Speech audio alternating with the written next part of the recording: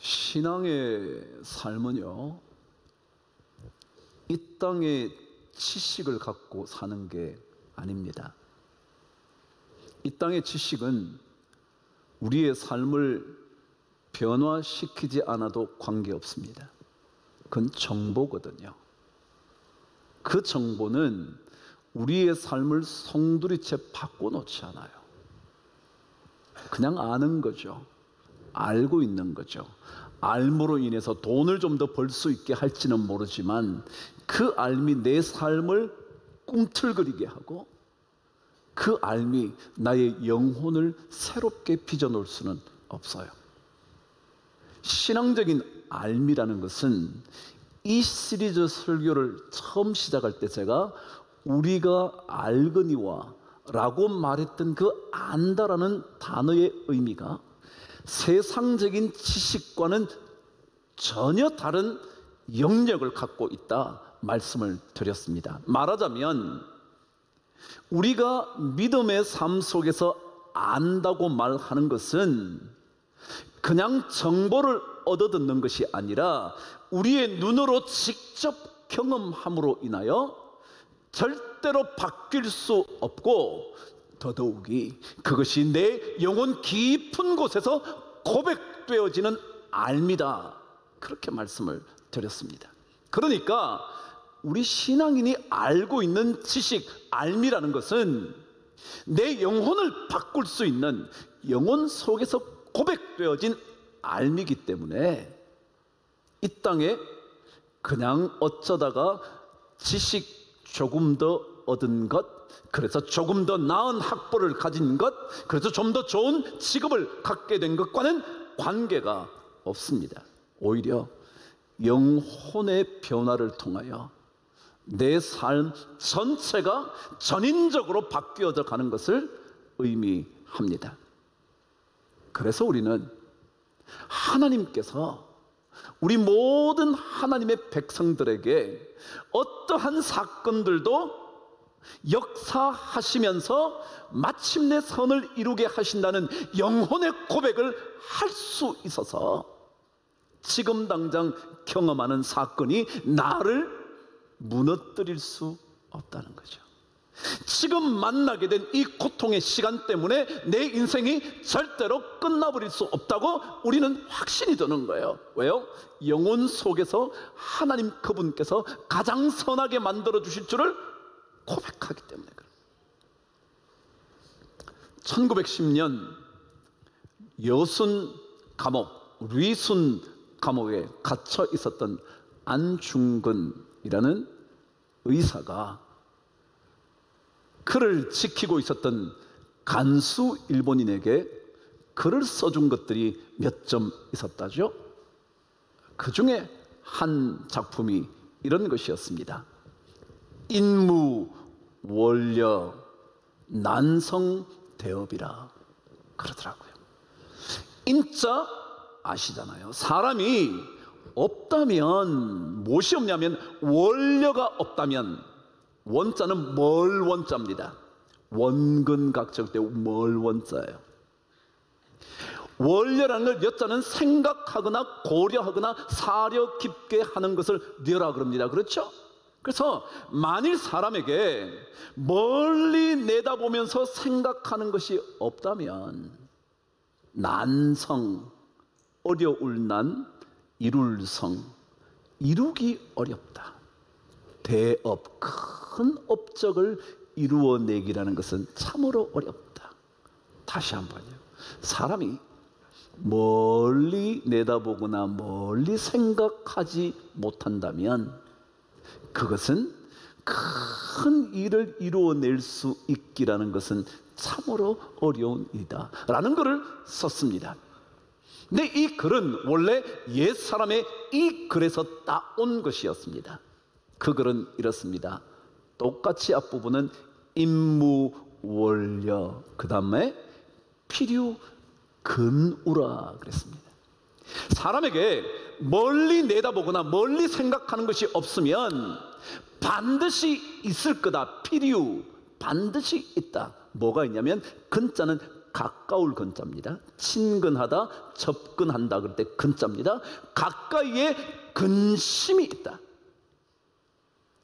뭐냐 하면 여러분과 제 인생에 닥쳐온 어려움, 내 삶에 지금 꿈틀거리고 있는 고통의 시간들, 그 사건들을 볼 때 멀리 내다볼 줄 모르면 그 사건이 나에게 반드시 근심이 된다. 그러나 만일 멀리 내다보면 내 가까이에 근심이 사라진다. 그런 뜻이었습니다. 그 글의 설명에는 이런 부분이 달려 있었더군요. 뜻대로 되지 않음을 근심하지 말고 마음속의 유쾌함을 너무 기뻐하지도 말고 너무 오래 편안하기를 구하지도 말고 지금 당하는 어려움을 꺼리지도 마라. 그렇게 말했습니다. 왜냐하면 만일 우리가 지금 뜻대로 되지 않는 것을 근심하기 시작한다는 것은 멀리 내다볼 줄 모른다는 거예요. 우리 그리스도인의 삶이 바로 이렇다는 거예요. 신앙인의 삶은 어떤 거냐면 지금 일어나는 이 모든 것들을 통하여 하나님은 합력하여 뭐라고요? 선을 이루실 건데 그 멀리를 못 내다보면 지금 당장 일어나고 있는 뜻대로 되지 않는 그것 때문에 근심할 수밖에 없다는 거예요. 마치 그 옛 사람이 사도 바울의 이 이야기를 다 알고 있는 것처럼. 왜냐고요? 하나님의 사람은요 지금 이 사건만을 보지 않아요. 멀리 보는 거예요. 하나님께서 어떻게 역사하실지.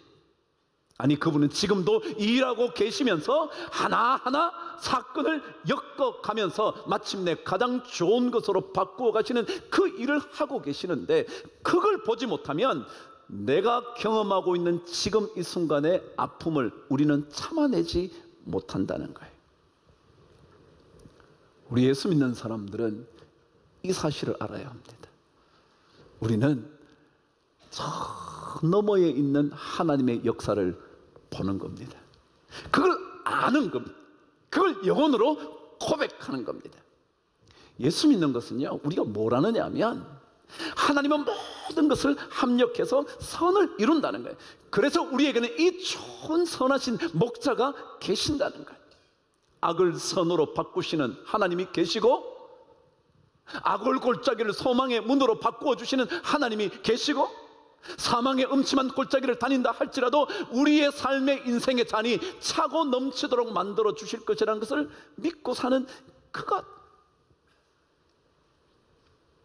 어둠 속에서도 길 되시는 하나님을, 빛 되시는 하나님을 만나게 되는 그 삶, 그런 은혜를 주시는 하나님이 계신다는 거예요. 그것만이 아니에요. 우리처럼 부족한데도 불구하고 그분께서 그분의 자녀로 불러주셨어요. 그분의 상속자로 불러주셨어요. 사실 우리가 만일 부름받지 않았다면 어찌 쓰임받을 수 있겠습니까? 그러니까 불러주신 그 은혜, 더더욱이 모든 것을 합력하여 선을 이루시는 그 은혜, 그게 우리에게 있다는 거예요. 우리에게. 이걸 우리가 영혼의 고백으로 하는 거예요. 그렇지, 나를 주님께서 불러주셔서, 여러분이 그 자리에 불러주셔서, 여러분이 이 자리에 새은혜 교회의 거룩한 하나님의 백성으로 있게 된 그 부름, 여러분의 직장에 여러분이 불림받은 그것, 그 이 모든 것이 참 은혜지, 은혜지. 나 별로 배운 것도 없는데 나를 직분을 맡겨주셨고, 별로 탁월하지도 않은데 장로의 직분을 줬고, 나 별로 교회 일 하지도 않았는데 나에게 권사라 불러주고, 그래서 많은 사람들이 권사님이라고 말해주고, 이게 은혜라는 거 아는 거예요. 그거 안다는 거 우리가 알거니와. 그런데 문제는 하나님께서 이런 은혜를 주시는 것, 모든 것을 합력하여 선을 이루시는 은혜, 그리고 우리를 불러주셔서 하나님의 영광스러운 자녀가 되도록 부르신 그 부름은 목적이 있다. 목적이 있다. 제가 그랬잖아요. 부른다는 것은, calling이라는 것은 사명이 있고 목적이 있고 뜻이 있고 의도가 있고 계획이 있단 말이죠. 도대체 그게 뭐냐? 오늘 그 말씀 나눌 거예요. 우리는 이 하나님께서 주신 은혜를 함부로 받으면 안 되거든요. 그래서 고린도 후서 6장 1절에서 사도 바울은 이렇게 고백을 하는 겁니다. 저와 함께 말씀을 읽어보실까요? 시작. 우리가 하나님과 함께 일하는 자로서 너희를 권하노니 하나님의 은혜를 헛되이 받지 마라. 우리 은혜 받은 거예요. 왜요? 내가 어려운 중에도 이겨낼 수 있도록 하나님께서 작동하고 계신다는 것을 내 마음속으로 고백하게 되고, 나같이 부족하지만 불러주셔서 사용하여 주시는 이 은혜를 받게 된 것에는 우리를 부르신 그 부름에 목적이 있다. 목적이 있다. 그러니 함부로 이 은혜를 받으면 안 된다. 만일 그렇게 말한다면 안 된다. 왜요? 하나님과 함께 일하는 자로서 너희를 권하노니 하나님의 은혜를 헛되이 받지 말라. 그렇다면 도대체 무엇이 그분께서 베푸시는 은혜의 목적일까요? 저와 함께 29절을 말씀을 읽도록 하겠습니다. 시작. 하나님이 미리 아신 자들을 또한 그 아들의 형상을 본받게 하기 위하여 우리에게 은혜를 주셨다. 여러분, 하기 위하여라는 낱말은 무엇을 의미하느냐면 목적을 의미합니다. 너 왜 거기 갔지? 뭐뭐 하기 위하여. 목적입니다. 오늘 여기에 그 아들의 형상을 본받게 하기 위하여라는 말은 목적이 있다는 거. 목적. 바로 그 목적이에요. 하나님께서 왜 우리에게 모든 것을 합력하여 선을 이루시는 은혜를 주시고 우리를 불러주셔서 그 일을 맡기시고 그 일에 쓰임받게 하시는가? 목적이 있다는 거예요. 그 목적이 뭐냐면 바로 그분의 형상을 본받게 하기 위함이다 라는 거예요. 근데 여기에 형상을 본받는다라는 단어의 뜻은 뭐냐 하면 이렇게 적혀져 있었습니다. 형상을 본받는다는 것은 겉모양만이 아니라 내적인 본질이 닮아가는 것을 의미한다. 다시 한번요. 겉모양만이 아니라 내적인 본질이 닮아가고 따라가고 비슷해지려고 하는 것을 형상을 본받는다라는 겁니다. 예를 들어 이런 겁니다. 이런 거 제가 이 자리에 지금 왔습니다. 주일이니까. 그래서 이 자리에 예배의 자리에 앉아 계시는 겁니다. 내가 장로니까 왔어야죠. 제가 목사니까 당연히 와야겠죠. 그래도 여러분이 오랫동안 신앙생활을 했으니까 이 자리에 계시게 됐겠죠. 이게 겉모양입니다. 근데 만일 이 겉모양만으로 끝이 나면 형상을 본받는다는 의미가 아니라는 겁니다. 이 자리에 앉아 계시지만 전혀 다른 생각을 하고 앉아 계시면 그것은 형상을 본받는 게 아니라는 거죠. 목사 설교 오늘 좀 이상해. 야, 찬양 쟤는 왜 저러냐? 옷을 왜 저렇게 입었어? 라고 말한다면 여러분이 이 자리에 계시지만 그것은 겉모양을 갖춘 것에 불과하다는 겁니다. 근데 진짜 내가 예배자가 돼야지. 오늘 이 자리에서 주님을 한번 경배해야지. 뜨겁게 주님을 찬양해야지. 나 주님께 한번 매달려서 내 기도에 응답 한번 받아봐야지. 그게 내적인 뜨거움이 있을 때 그것을 형상을 본받는다라고 말한다는 겁니다. 그렇지 않으면 우리는 다 겉모양은 잘 갖췄어요. 여러분들을 향하여 다 모든 삶이 장로라 그러고요, 다 권사라 그러고요, 다 목사라고 불러주고요. 근데 만일 이 겉모양만으로 끝이 나면 이거는 형상을 본받는다는 말이 아니라는 거죠. 우리가 그리스도의 형상을 담는다는 것은 겉모양의 얘기만 가지고 얘기하는 게 아니다. 이 자리에 나오고 수요 예배도 나오고 새벽 기도도 하고 뭐 날마다 성경도 읽고 뭐 큐티도 하고 뭐 그래서 되는 게 아니라 우리의 내적인 본질, 본성이 정말 주님 닮아가는, 죽인다. 언제인가 이런 얘기를 간디가 한 적이 있었습니다. 나는 당신들의 그리스도를 좋아합니다. 여러분과 제가 믿는 그리스도를 좋아합니다. 근데 간디는요, 예수의 사상에 대해서는 참 좋은 것이라고 받아들였지만 그리스도인이 아닙니다. 근데 그가 뭐라 그랬냐면, 나는 당신들이 믿고 있는 예수는 참 좋아한다는 거예요. 근데 그러나 당신네 그리스도인들은 결코 좋아하지 않습니다. 왜냐하면 당신네 그리스도인들은 당신들의 그리스도와 너무 다르기 때문입니다. 그래서 싫대. 말은 예수 믿고 뭐 우리 다 뭐 그러죠. 뭐 다 여기에 막 전부 다 갖출 거 다 갖췄어요. 신앙생활 1, 20년 한 것도 아니고요. 수십 년 했어요. 그래서 내가 직분을 맡고요. 교회에서 중책을 맡아요. 다 했어요.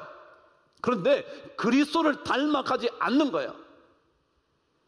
그래서 난 그 사람들을 보다가 난 당신들은 별로 마음에 안 들어. 그런 거예요. 언젠가 베드로가 예수님에게 이런 질문을 한 적이 있었습니다. 주여, 형제가 내게 죄를 범하면 몇 번이나 용서하여 주리이까? 7번까지 하오리이까? 그렇게 물었어요. 주님, 사람들이 저에게 죄를 짓게 됐을 때 내가 몇 번까지 용서해 주면 될까요? 한 7번 하면 괜찮을까요? 이렇게 질문한 것은 당시 유대인 랍비들은 용서를 3번까지 해주게 돼 있었거든요. 그렇게 늘 가르쳤습니다. 랍비들은 3번까지 용서해야 돼. 근데 만일 3번 이상 되면 용서 안 해도 돼. 왜냐하면 당신이 3번까지 용서해 줬기 때문에. 여러분, 근데 이것은요, 3번 용서하는 것은 진짜 용서가 아니에요. 겉모양은 용서했어요. 3번까지 용서했으니까. 근데 뭐라고 그러냐면, 너 4번째 걸리기만 해봐. 나 가만 안 놔둬. 그러니까 진짜 용서가 아닌 거예요. 겉으로는 용서한 거죠. 1번 했고요, 2번 했고요, 3번 해서 유대인 랍비의 모든 요구사항을 충족시킨 거예요. 근데 이것은 겉모양이라는 거예요. 이거는 형상을 본받는 게 아니라는 거예요. 그래서 베드로가, 주님, 저는요 랍비들이 말한 것보다 2배 이상을 용서해 주면 괜찮은 사람이죠? 저 그런 인물 아닌가요? 저 그래서 예수님 제자라고 불릴만 하지 않나요? 라고 말한 거예요. 그때 주님께서 뭐라 그래요? 7번을 70번까지 용서해 주래요. 그럼 몇 번인가요? 7 곱하기 70번이면 490번이요. 그럼 주님이 490번까지 하라는 얘기일까요? 아니요. 그것은 겉모양이라는 거예요. 겉으로는 490번 아니라 500번을 600번을 했었어도 그건 겉모양이라는 거예요. 그래서 주님께서 이런 비유를 얘기하시는 거예요. 한 사람이 1만 달란트를 빚졌대. 여러분, 1만 달란트는 지금 돈으로 환산하면 1억 5천만 불이래. 1억 5천만 불. 1억 불이면 얼마냐면 1000억 원이요. 1000억 원. 5천만 달러는 얼마냐면 얼마요? 뭐 1000억이 아니고 1300억인가 요즘? 하여간 어쨌거나 2000억 가까이 되는 거예요. 그걸 어떻게 갚아요? 갚을 길이 없는 거예요. 다시 말하면 갚을 길 없는 그 사람을 주인이 용서해 준 거예요. 그래, 용서해 줄게. 아니, 그냥 탕감해 줄게. 그 사람이 그 탕감을 받은 그 사람이 나가자마자 누구를 잡았다고요? 자기에게 100데나리온을 빚진 사람을 붙잡아다가 갚을 거야, 안 갚을 거야? 안 갚으면 너 감옥 가야 돼. 그랬다는 거예요. 우리는 어떤 마음이 있어야 되냐면, 진짜 내가 하나님께로부터 은혜 받은 사람이지, 내가 진짜 쓸모없는 사람인데 나 여기에 쓰임받는 사람이지, 이 용서함의 은혜를 알고 난 다음에 진짜 내 마음에 그 사람을 용서하려고 할 때 그게 형상을 닮아 가는 거라는 거예요. 물론 잘 안 되죠. 잘 안 되죠.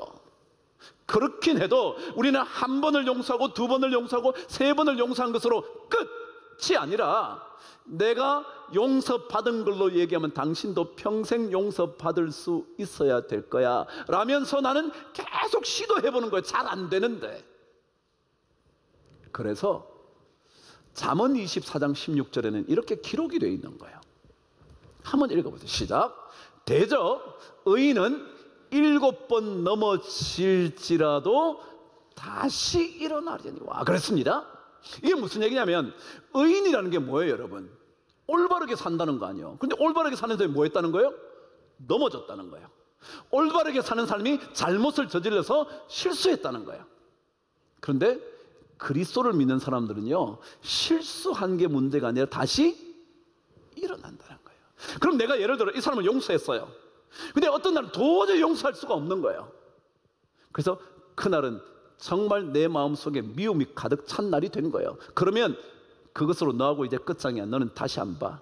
내가 한 번, 두 번, 세 번까지 용서해 줬잖아 라고 말하는 게 아니라 다시 뭐라고요? 영적으로 일어나는 거야. 하나님 죄송합니다.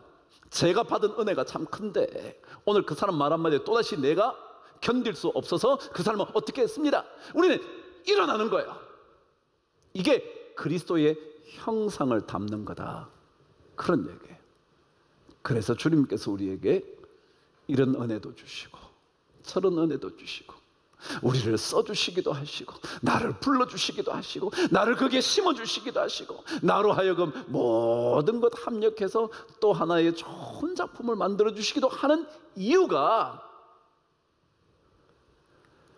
다 우리로 하여금 그분의 형상을 본받게 하시려고 그렇다 라는 거예요. 여러분과 저에게 또 한 주간이 펼쳐지게 됩니다. 예수 믿는 사람 여러분이죠. 저죠. 근데 만일 겉모양 정도만으로 한 주간을 살아가게 된다면 우리에게 주신 하나님의 은혜의 진정한 목적을 우리가 잃어버리는 걸 거예요. 물론 또 실패할지 모르죠. 그러나 다시 일어나십시오. 아, 그래, 나를 용서하신 그분, 내가 저 사람도 용서해야지. 숫자로 계산하는 용서가 아니라 마음속에 자꾸 나 같은 존재도 용서받았는데 그래, 저 사람 용서해야지. 그 일로 또다시 일어나는, 대저 의인은 7번 넘어질지라도 다시 일어나야 돼요. 그래서 우리는 또다시 그 은혜를 헛되이 받지 않으려고 또다시 삶의 길을 걸어가는 것, 이게 예수 믿는 거라. 예수. 그럼 한 주간 여러분 때문에 혹시라도 누군가가 예수 믿고 싶어지게 되기를 바랍니다. 여러분 보다가 어이, 저 사람 보니까 예수 믿을만 하겠는데, 제가 자주 그러잖아요. 여러분 자녀를 기르시면서 와, 우리 엄마 참 열심히 있는 신앙인인데 저 엄마 보니까 나 교회 가긴 가야겠어. 가긴 가야겠어. 그런 거예요. 그런 은혜 우리 성도님들이 좀 이렇게 만들어가면 얼마나 좋을까. 그래서 우리 교회가 하나님의 나라를 확장해가는 그런 교회가 된다면 얼마나 좋을까 생각이 듭니다. 한 주간 여러분 잘 살아보십시다. 그리고 성령의 도우심을 구하시면서 넘어졌다면 다시 일어나시면 됩니다. 그래요, 우리에게 미움이 없을 리가 어찌 있겠습니까? 미워하기도 하고요, 남을 욕하기도 하지만 다시 일어나야 합니다. 아, 주님 죄송합니다. 저에게 다시 거룩한 입술을 주셔서 저 사람에게 은혜 입게 하여 주옵소서. 그럼 이런 삶이요, 그 삶이 우리 모든 성도들에게 넘치게 되기를 주의 이름으로 축복합니다.